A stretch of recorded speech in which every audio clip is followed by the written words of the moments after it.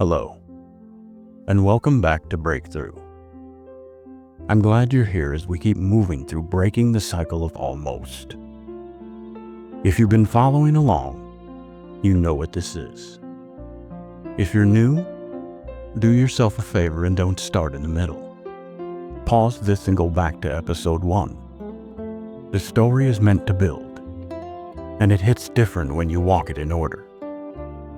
All right. Take a breath. Let's step into today's episode.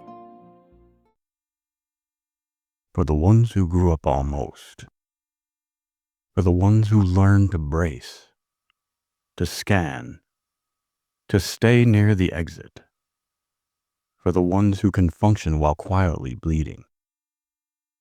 May you discover you were never destined to live on the edge of belonging. This book begins in a place most breakthrough conversations skip too quickly.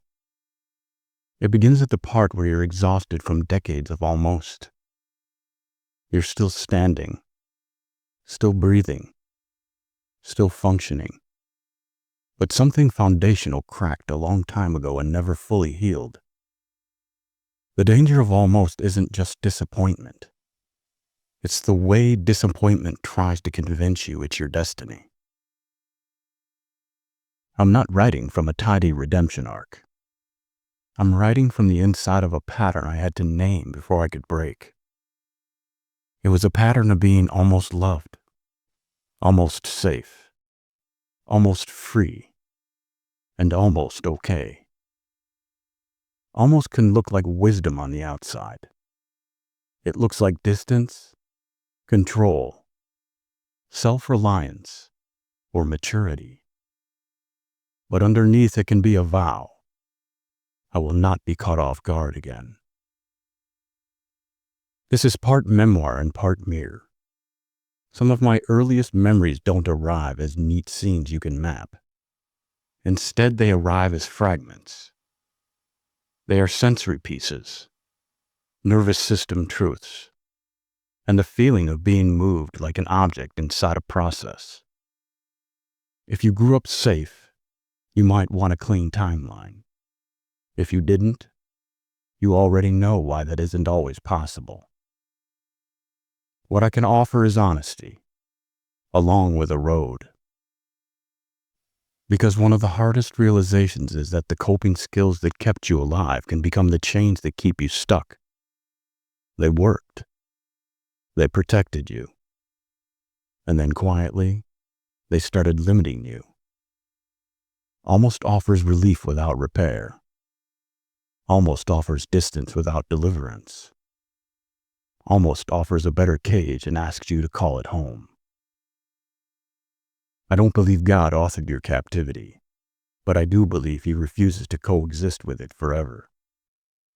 He enters without theatrics, without pretending the ache isn't real, and He begins breaking open what fear has held shut for years.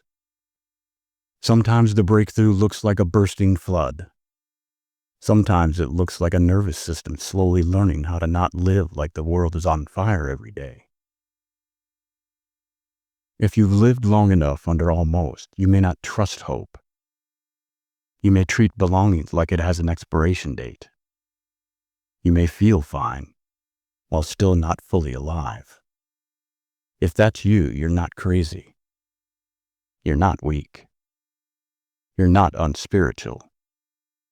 You're trained. This book is an invitation to retrain. It is an invitation to be shaped by truth, by faith, and by the presence of a God who stays. First, I thank God. I thank Him not for a polished story, but for a faithful one. For staying when my body expected abandonment. For meeting me in the residue, not just the resolution. For teaching me that breakthrough isn't always a dramatic scene. Sometimes it is breath returning, fear losing authority, and the ground inside a person finally holding weight.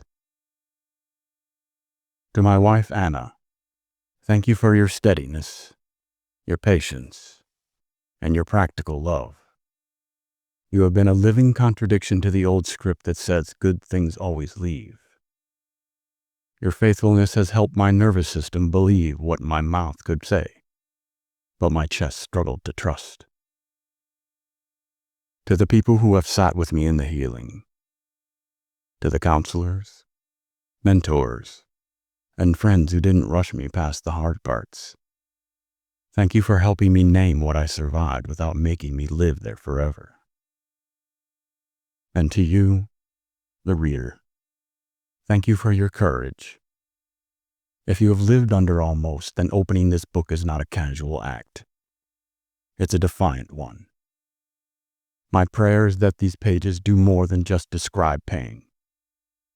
I hope you find language for your own, and you begin to believe, again, that your life is not destined to stay on the edge of freedom.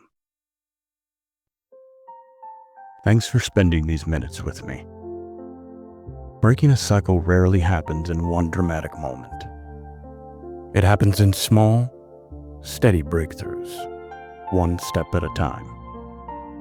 If something in today's reading stayed with you, leave a comment and tell me what landed. And if you want to keep walking with me, subscribe so you don't lose the thread. I'll see you in the next episode.